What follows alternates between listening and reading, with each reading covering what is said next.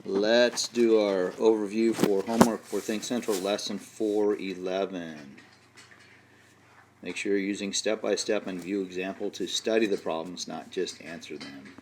Alright, so they're asking us if we know that 21 times 48 is 1008, what's an easiest way to find the answer to this without multiplying? Well, what you should do is you just look, okay, there's one decimal space here and there's one decimal space here. So we know if the answer is going to be 1008, simply take that decimal space that was in the palm tree, move it back, and move it over. So the answer has to be 108 tenths.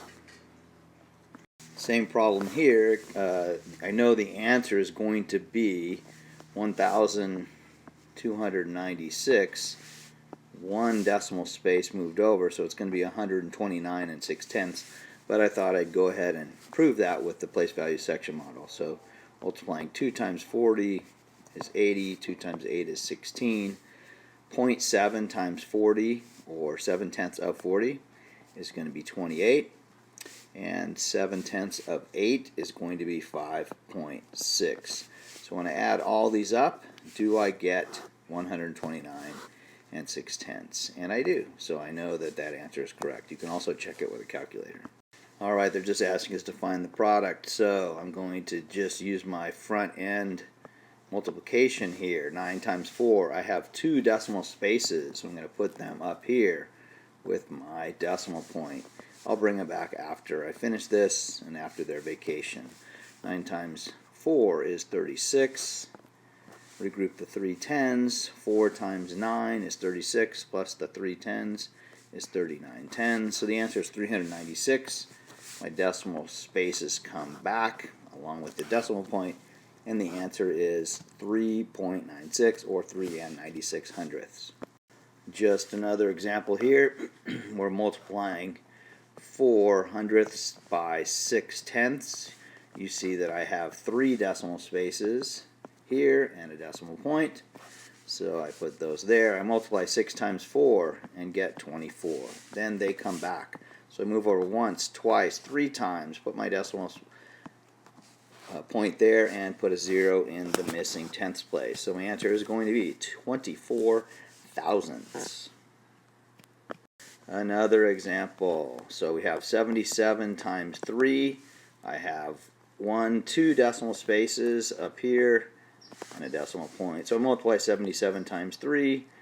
7 times 3 is 21. 7 times 3 is 21 plus the 2 is 23. The decimal spaces come back along with the decimal point, and the answer is 2 and 31 hundredths. Marcus sails his boat 4.9 miles every day. So let me just draw a model here. 4.9 miles. He goes every day, and he sails for 29 days. So here we're going to multiply this by 29 to get our total. So this is going to be many parts and whole model. So what is 49 times 29? Well, I know 4.9. I know I have one decimal space, so I'm going to put that up there, and I'm just going to multiply 49 times 29. So I end up with two partial products, 441 and 98. And I add those up. I get 1, 2, regroup that, 13, 14. 1,421. One decimal space comes back. So my answer is going to be 142 and 1/10. Check it with a calculator. It seems like it's right, and also you can estimate, say, well, that's close to 5 and that's close to 30, and 30 times 5 would be 150, and our answer is very close to 150, so the estimated answer shows that it's reasonable. So if 1 gallon of water weighs 8.3 pounds, how much will 4.7 gallons be? So if I'm going to draw a model, I'd kind of do a comparison bar like that, 3, 4, and then this would be a partial here. This would be your 0.7. So you could do multiplication. You could do place value section if you want. Let's go ahead and try that now. So 8 times 4 is 32. 4 times 3 tenths is 1.2. 7 tenths times 8 is 5.6. And 7 tenths times 3 tenths is 21 hundredths, like that. So I'm going to add all these up to get these partial products up to get the total. So add these up, you get 37.6, and you get 1.41, and together they make 39 and 1/100th. And use a calculator to check your answer. Or ask Alexa. Alright, keep studying, build mastery. Test is coming up. This would be pretty much our last unit. So now we should do a lot of review to get ready for the unit test.